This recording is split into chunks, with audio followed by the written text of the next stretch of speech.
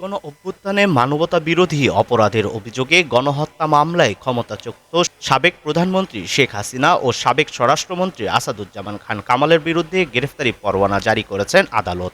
রোববার ১ জুন আন্তর্জাতিক অপরাধ ট্রাইব্যুনালের চেয়ারম্যান বিচারপতি মোহাম্মদ গোলাম মর্তুজা মজুমদারের নেতৃত্বে ৩ সদস্যের ট্রাইব্যুনাল এ আদেশ দেন।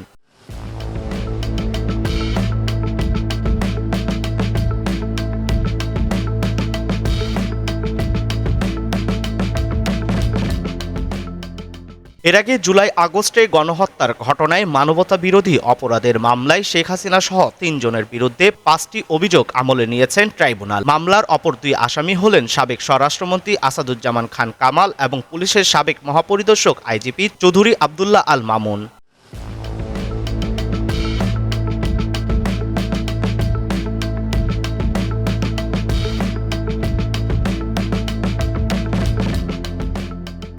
একই সঙ্গে এই মামলায় শেখ হাসিনা ও আসাদুজ্জামান কামালের বিরুদ্ধে নতুন করে গ্রেফতারি পরোয়ানা জারি করা হয়েছে। অপর আসামি চৌধুরী আবদুল্লাহ আল মামুনকে এই মামলায় শোনো অ্যারেস্ট দেখানো হয়েছে।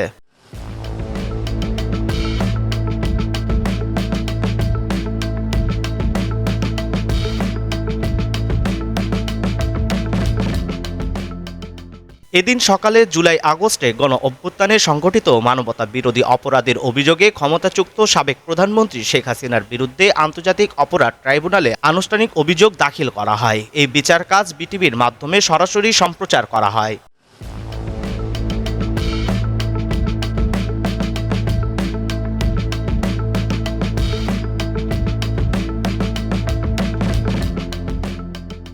গত ১২ মে জুলাই আগস্টের গণহত্যার ঘটনায় শেখ হাসিনার বিরুদ্ধে তদন্ত প্রতিবেদন দাখিল করেন তদন্ত সংস্থার কর্মকর্তারা।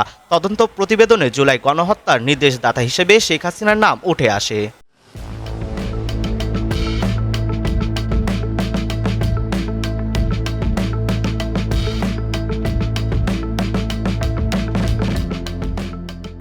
গত ১৮ ফেব্রুয়ারি জুলাই আগস্টের গণহত্যার ঘটনায় শেখ হাসিনার বিরুদ্ধে তদন্ত ২০ এপ্রিলের মধ্যে শেষ করতে নির্দেশ দেন ট্রাইব্যুনাল।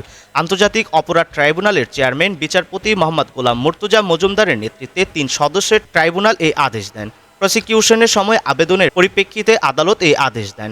ট্রাইব্যুনালে প্রসিকিউশনের পক্ষে শুনানি করেন অতিরিক্ত চিফ প্রসিকিউটর মিজানুল ইসলাম।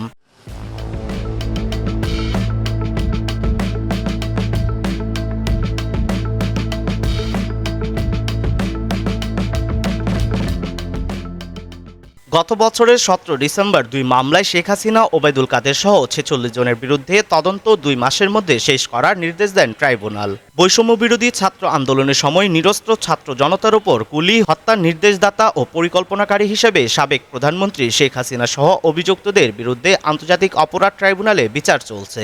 ছাত্র জনতার আন্দোলন ঠেকাতে নির্বিচারে হত্যা চালায় আওয়ামী লীগ সরকার। এতে প্রায় ১৫০০ মানুষ প্রাণ হারান।